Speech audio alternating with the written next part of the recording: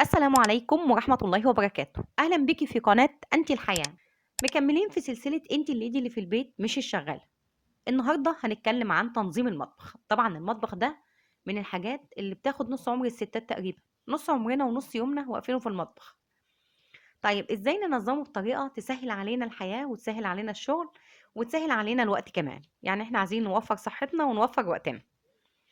أول حاجة لما أبدأ في المطبخ لازم أعرف إن أنا لمّا أفتح الضلفة أبقى عارفة الضلفة دي فيها إيه بالضبط. ده هيحصل إزاي؟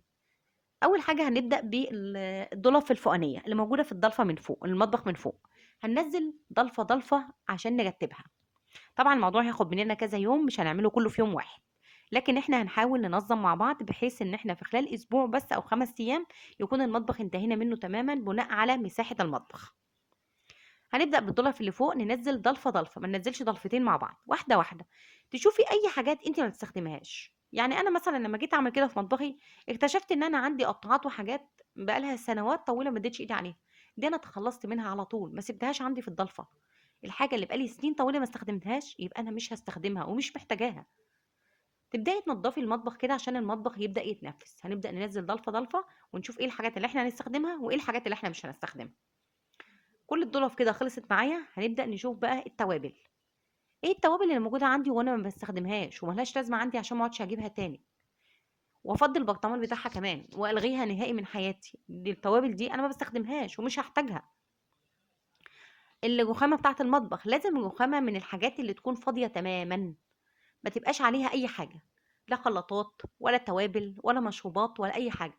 الأسطح الفاضية دي أولًا بتدّي اتساع للعين، بتحسّي إن المساحة كبيرة وكويسة. تاني حاجة بتحس بالراحة النفسية، لإن كتر الحاجة على الرخامة بيعمل اضطراب وقلق ويخلّي سِت البيت مش قادرة تشوف أعمالها بهدوء أو باتزان نفسي زي ما كانت موجودة وشغّالة.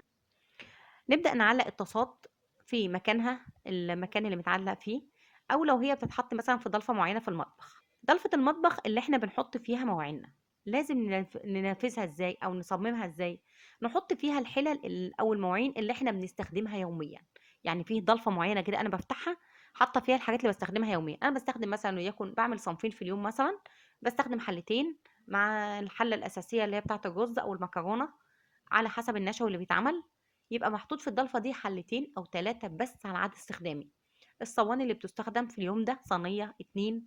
ال الطاسات اللي بتستخدم لو أنا باحطها في المطبخ ما باعلقهاش. المهم أنا عايزة لمّا أفتح الضلفة أقول مثلًا الحلة الصغيرة فوق على اليمين، الحلة الكبيرة تحت على الشمال. من غير ما أشوف، من غير ما أبُص بعينيّا، أنا بامِد إيدي آخُدها. يبقى في ضلفة عندي للحاجات اللي أنا باستخدمها يوميًا. والحاجات اللي ما بتستخدمش إلا على المدى الكبير، يعني مثلًا الحِيَل الكبيرة اللي بتستخدم في العزومات أو بتستخدم على المدى البعيد، دي تبقى في ضلفة لوحدها، ضلفة جانبية ما تكون حتى بعيدة عن إيدينا، ما تكونش قدامنا إن إحنا بنفتحها بصفة مستمرة. نيجي بقى للمطبقية، بالنسبة للكوبايات وبالنسبة للأطباق. الأول أنا كنت راصة كمية كوبايات كبيرة جدًا، لكن دلوقتي أنا عملت إيه، شِلت كل الكوبايات اللي موجودة عندي في المطبقية وحطيت كوبايات بعدد أفراد الأسرة بس. يعني لو أنتم 4 أفراد يكفي فيها 4 كوبايات مَيّة و4 كوبايات شاي، بس مش أكتر من كده. أنا ما يلزمنيش أكتر من كده في قلب المطبقية. ليه أنا نكون مثلًا الأسرة 4 أفراد وأنا حاطة فيها 10 كوبايات؟ بالعكس لمّا يبقوا 4 كوبايات بس، أنتِ هتيجي تفتحي أو هتمدّي إيدِك في المطبقية، لو لقيتِ كوباية مش موجودة، بتعرفي إن في كوباية مش موجودة. في الحالة دي أنا باقول للي معايا في البيت، لولادي، لزوجي: فين الكوباية اللي أنت كنت شارب فيها؟ فين كوبايتك يا حبيبي؟ هات الكوباية بتاعتك.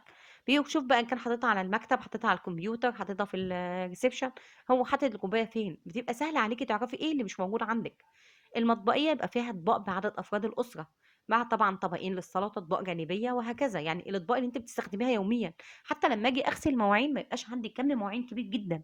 يبقى الأطباق اللي أنا استخدمتها في اليوم هي اللي موجودة، مش طبق يتوسخ ييجي طبق غيره وهكذا، وآجي آخر اليوم ألاقي الحوض مليان مواعين وما أنا وارجع أشتكي من كتر المواعين والمجهود اللي أنا بابذله يوميًا في تنضيف المطبخ. يبقى الكوبايات والأطباق بعددنا، والمعالق بعدد أفراد الأسرة. دي بالنسبة للأطباق والكوبايات. الضلفة اللي فيها الحلل والأواني اللي بتستخدم في الطبخ، دي فيها عدد الحلل أو عدد الأصناف اللي أنا باعملها. باعمل صنفين يبقى حلتين 2، باعمل 3 يبقى 3 حلل. ولو بتكتري اعملي، لكن أنا شايفة إن هُم ال3 حلل بس في الضلفة كويسين جدًا، مع الصواني مع طاسات اللي بتستخدم للقلية وهكذا. من الحاجات المهمة جدًا إن إحنا لازم نحافظ عليها هو تخزين المواد الغذائية. يعني مثلًا الدقيق ده يتحط في التلاجة ما يتحطش فضّله في المطبخ، المكرونات والشعرية والحاجات دي لازم تتحط في مكان رطب، لإن الحَر بيبقى غلط عليها جدًا وبيخسّرها، محطوطة في علب محكمة الغلق، مقفولة كويس جدًا بحيث إن لو علبة مالت ما توقعش على الأرض. احتفاظنا بالأكياس فيها ده من أكبر الحاجات الغلط، لإن الأكياس ممكن تُقع منها في الضلفة وتبهدل الدنيا، فالأفضل إنها تكون في علب محكمة الغلق. بالنسبة للتوابل، باشوف أنواع التوابل اللي أنا باستخدمها وبافضّلها في الطبخ، لازم أستخدم التوابل اللي عندي يعني باكون بالفعل أنا باستخدمها، ما أجيبش كمية توابل كبيرة جدًا أو أنواع مثلًا يكون حد وقال لِك عليها إنها كويسة وأنتِ لمّا جيتِ تجربيها لقيتيها مش عاجباكِ، يبقى مش لوش لازمة أبدًا إن أنا أحتفظ بيها. لازم نستغنى دايمًا عن الحاجة اللي إحنا مش عايزينها.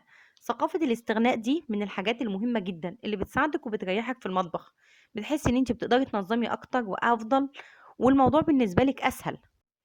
كذلك الاحتفاظ بالتوابل، لازم التوابل تتحط برضه في علب مقفولة كويس بحيث إن لو العلبة مَلِت ما توقعش وتبهدل الدنيا.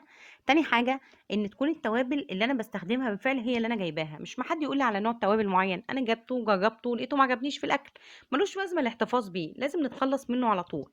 وقلنا إن ثقافة الاستغناء عن الحاجة اللي إحنا مش عايزينها دي بتوفر لنا مساحات وتوفر لنا وقتنا في إن إحنا ندور على الحاجة اللي إحنا عايزينها في التوابل.